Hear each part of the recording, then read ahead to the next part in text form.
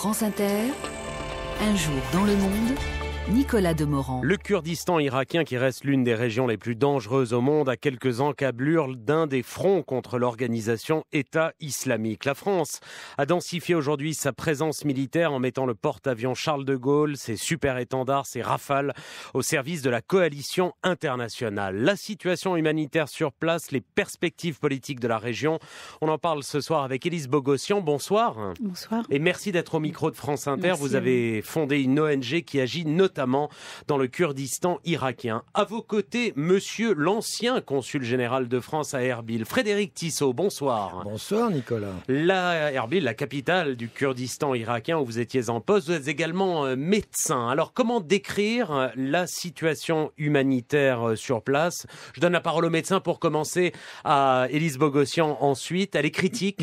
Merci. Non, bien entendu, elle est critique. Vous ne pouvez pas avoir 1 300 000 personnes qui demeurent dans une région de 5 millions d'habitants, dans une situation, personne n'est en capacité de venir réellement, totalement en aide à ces populations. La seule chose, c'est que, bien entendu, les réfugiés sont faits pour retourner chez eux et c'est pas encore l'instant. Et heureusement qu'il y a des ONG et des agences internationales et le gouvernement régional kurde qui font effectivement tout ce qu'il faut pour venir en aide. Mais ce n'est jamais suffisant. Élise Bogossian, vous faites quoi exactement sur le terrain? Face à quel type d'urgence humanitaire vous retrouvez-vous? Alors, en fait, au départ, ma formation, je suis spécialiste en acupuncture de la prise en charge de la douleur. Et lorsque je suis arrivée dans le Kurdistan, au tout départ, c'était il y a 1 an déjà, on avait travaillé sur les blessés syriens. Et puis, lors des événements du mois d'août, on a décidé de changer notre fusil d'épaule avec des partenaires locaux. On s'est concentré sur les chrétiens et les yézidis. Et on a comme ça identifié d'autres types de besoins que l'acupuncture, et c'est comme ça qu'aujourd'hui on travaille avec des pédiatres, des gynécologues, des pharmaciens, des généralistes qui sont associés à notre équipe. Et sur quel type de pathologie, excusez-moi de vous interrompre? Alors, pour ma part, c'est la douleur. Après, il y a en pédiatrie, on soigne beaucoup, les pédiatres travaillent beaucoup auprès des enfants sur on a beaucoup de cas de pneumonie, beaucoup de grippe, de bronchite, d'asthme, de problèmes d'allergie aussi. Chez les vieilles personnes, on a des problèmes de douleur importantes. Et puis également chez les anciens combattants, des problèmes d'infections maltraitées ou des douleurs liées à des blessures. Frédéric Tissot, un mot, oui. Bien sûr, il y a aussi tous les psychotraumatismes qui sont extrêmement importants. Ces populations, je ne sais pas si vous avez vu les dessins que font certains enfants de ce qu'ils ont vu, des cruautés et des barbaries que Daesh a pu commettre. Et il est vrai que tous ces enfants, et les autres aussi, ont effectivement eu des psychotraumatismes qui mettront du temps à cicatriser. Qui sont ces réfugiés? D'où viennent-ils exactement? On peut en décrire le portrait robot, entre guillemets. Ce qu'il faut savoir, c'est que les réfugiés que le Kurdistan accueille, cela fait longtemps. Il y avait déjà tous les Syriens. Il y a eu 250 000 Syriens, Kurdes en majorité, mais aussi arabes qui sont venus du fait de la crise syrienne. Puis ensuite, à partir du mois d'août, du mois de juin, à partir du moment où Daesh a attaqué Mossoul, après avoir attaqué Falloujah en janvier 2014, tous ces milliers, ces centaines de milliers de personnes qui se sont sauvées pour éviter la mort. Chrétiens, yazidis, musulmans, irakiens, tout simplement, qui ont été reçus au Kurdistan d'Irak. Un mot, Frédéric Tissot, des infrastructures d'urgence. Il y a des camps, il y a tout de même un certain nombre d'infrastructures qui sont bien organisées, même si elles sont débordées, c'est ça? Oui, il y a eu énormément de camps très bien faits qui ont été mis en place par les Nations Unies, par le gouvernement régional kurde, par des ONG, mais c'est bien organisé, sauf que c'est débordé et il y a encore des familles, notamment yazidis, qui n'ont pas accès ou qui ne veulent pas toujours avoir accès. C'est pas évident d'aller vivre dans un camp. Parfois, il vaut mieux continuer à vivre dans une maison en ruine. Élise Bogossian, vous vous attachez tout particulièrement à ces personnes qui ne trouvent pas de place en camp de réfugiés? Moi j'en viens là. Ce que je peux vous dire, c'est que sur le bord des routes, dans les caves ou dans des espèces de vieilles constructions désaffectées, on a encore beaucoup, des centaines et des centaines de familles qui vivent là entre elles. Les familles ne se mélangent pas, elles vivent entre elles. Et puis on retrouve comme ça 30, 40, jusqu'à 50 membres d'une même famille, entre les bébés et les vieilles personnes. On a même vu des dames de 103 ans qui étaient encore en train de ramper. Et comme ça, il y a quelques bénévoles qui viennent distribuer de la nourriture, de l'eau. Et nous, c'est comme ça qu'on a identifié. Là, aujourd'hui, nous sommes sur 16 sites et on se déplace comme ça. On a un programme établi à la semaine et on se déplace avec notre camion pour aller donner des soins à ces gens-là qui ne peuvent pas se déplacer, qui n'ont pas accès aux soins. Quels sont les besoins de votre ONG, Lise Bogossian, aujourd'hui ?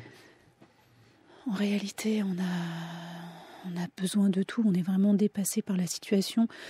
Moi, dans mon domaine de compétences, je m'occupe uniquement de la douleur par acupuncture, mais on s'aperçoit dans notre équipe, par exemple, qu'il n'y a pas de médicaments. Et les médicaments sur place, soit ils sont pas bons, soit ils coûtent cher. Et donc, on a besoin de médicaments, on a besoin de personnel parce que notre équipe travaille énormément. Ils travaillent jusqu'à 12 heures par jour, tous les jours. Ils ne prennent pas de jours de repos. Et voilà, on a besoin d'une équipe un peu plus développée. Là, on est en train de faire une deuxième acquisition de camions pour pouvoir donner plus de soins encore. C'est vrai que c'est difficile lorsqu'on va à Duhok ou à La Lèche, qui sont des régions beaucoup plus loin qu'Erbil. On a vraiment des problèmes d'organisation pour pouvoir être et à 3h30 de route et en même temps en ville le lendemain matin à 8h pour reprendre les consultations, sachant que notre équipe, on n'a que 9 personnes qui travaillent pour nous. C'est dans ce contexte qu'on a appris ce week-end que l'armée turque avait pu évacuer le mausolée de Süleyman Shah. C'est une micro-enclave sous protection militaire turque en territoire syrien, dont on va parler avec notre correspondant en Turquie, Jérôme Bastion. Bonsoir Jérôme. Bonsoir Nicolas, bonsoir à tous. Ce tombeau donc en territoire syrien, l'armée turque se déplace sans problème dans la région pour pouvoir aller sortir ses forces de ce qui était une forme d'enclave piégeuse.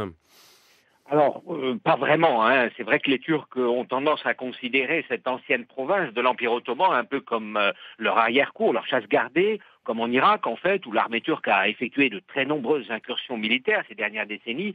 Et on se rappelle notamment combien Ankara défend depuis des mois l'idée d'une zone tampon qu'elle administrerait elle-même en territoire syrien. Mais en fait, là, il s'agissait vraiment d'une opération bien spécifique, savamment préparée depuis des mois et soigneusement gardée secrète.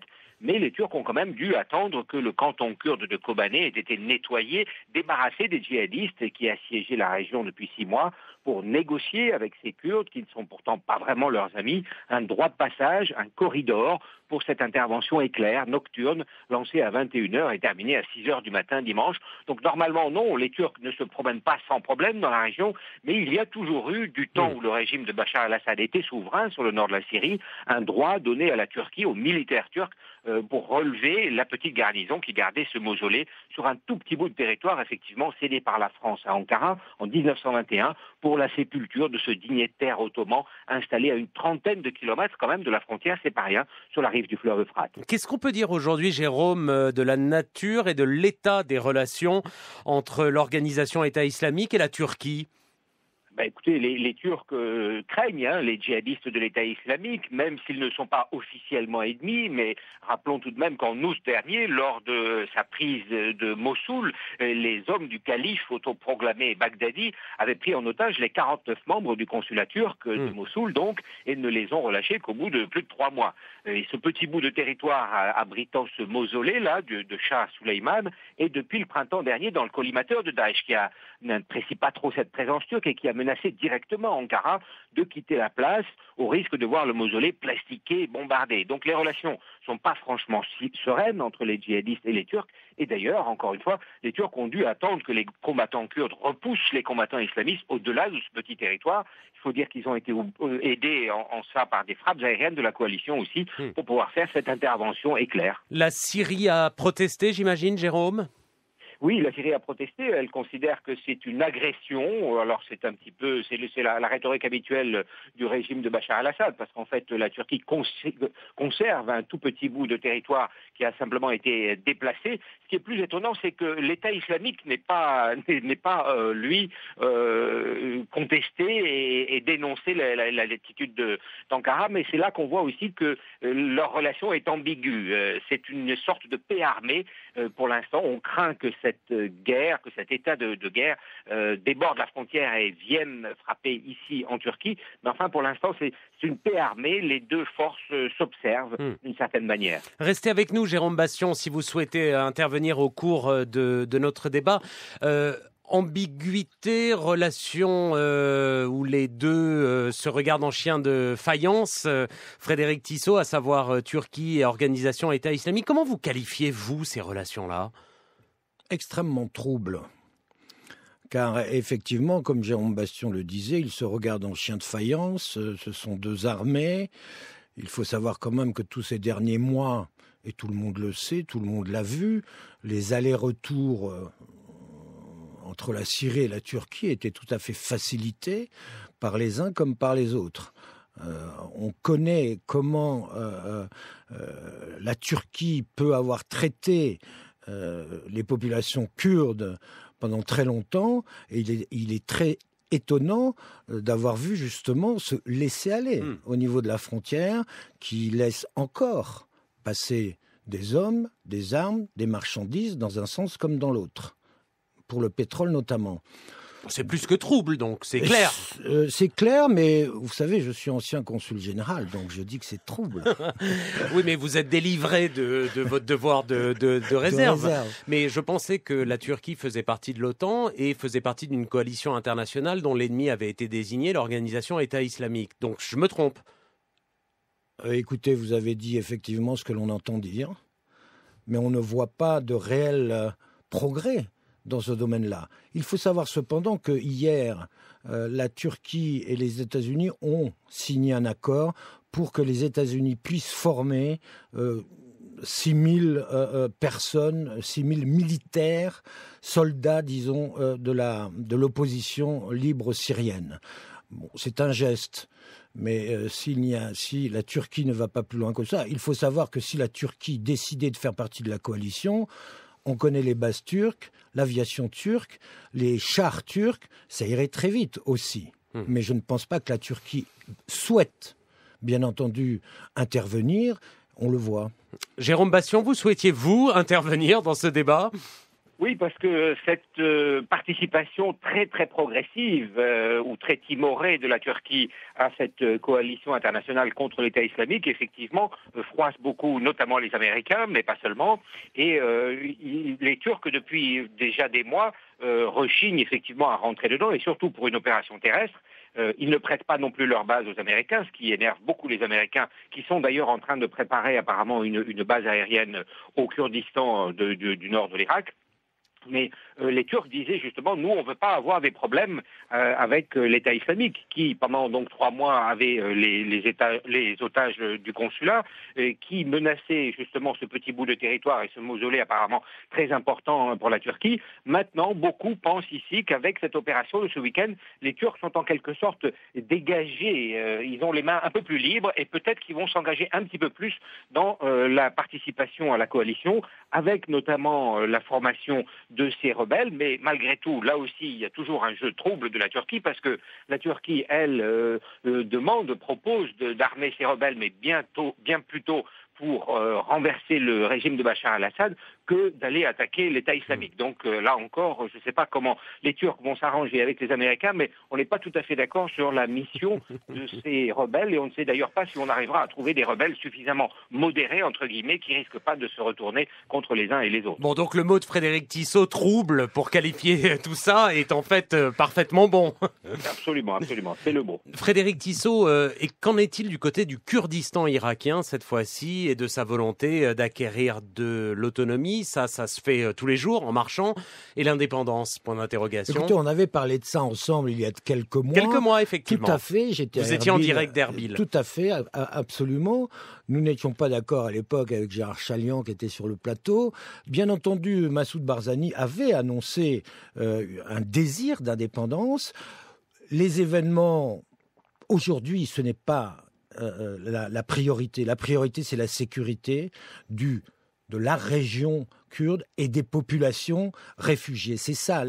J'ai dîné avec Massoud Barzani il y a quelques jours lorsqu'il a été reçu par le président Hollande, que je remercie d'ailleurs. Massoud Barzani a bien dit que la priorité actuellement, c'est cela. C'est la sécurité et la protection des réfugiés. C'est cela. Et les soldats kurdes irakiens sont débordés ou sont non, dans quel état aujourd'hui? Plus. Non seulement ils ont reçu beaucoup d'aide militaire, il y a des formateurs de plusieurs nations. Massoud Barzani a réorganisé les forces parce qu'effectivement, à un moment donné, il y avait une vraie fuite des Peshmerga, notamment au mont Sinjar, et dont d'ailleurs les Yazidis en veulent énormément à ces Peshmerga qui ne les ont pas protégés, mais tout cela a été réorganisé. Et aujourd'hui, on l'a vu notamment à Kirkouk, lorsque Daesh a attaqué Kirkouk, les Kurdes ont pu les repousser, en sachant, horreur des horreurs, que Daesh, vous avez vu, a fait prisonnier 21 Peshmerga kurdes et les ont mis dans des cages pour les brûler peut-être. Élise Bogossian, vous retournez quand sur le terrain, là-bas ? Dans quelques semaines. Avec un nouveau programme de... Oui, avec un projet de création. Oui, nous allons créer une cellule mère-enfant. Nous sommes en train de nous associer avec l'hôpital de Port-Royal. Et on va pouvoir comme ça emmener avec nous une équipe de médecins d'ici et créer cette unité mère-enfant pour pouvoir justement soigner plus de femmes et d'enfants, de suivi de grossesse, des petits, voilà. Écoutez, merci à tous les deux. Merci à vous, Élise Bogossian. Je rappelle que vous avez fondé une ONG qui agit dans le Kurdistan irakien, mais pas seulement. Vous avez déjà entendu il y a quelques jours, quelques semaines, au micro de Dominique André, dans la fabrique du Nouveau Monde, monsieur l'ancien consul général de France à Erbil, Frédéric Tissot. Merci également. Vous étiez en poste dans la capitale donc du Kurdistan irakien. Vous êtes également médecin. Merci à Jérôme Bastion, notre correspondant en Turquie.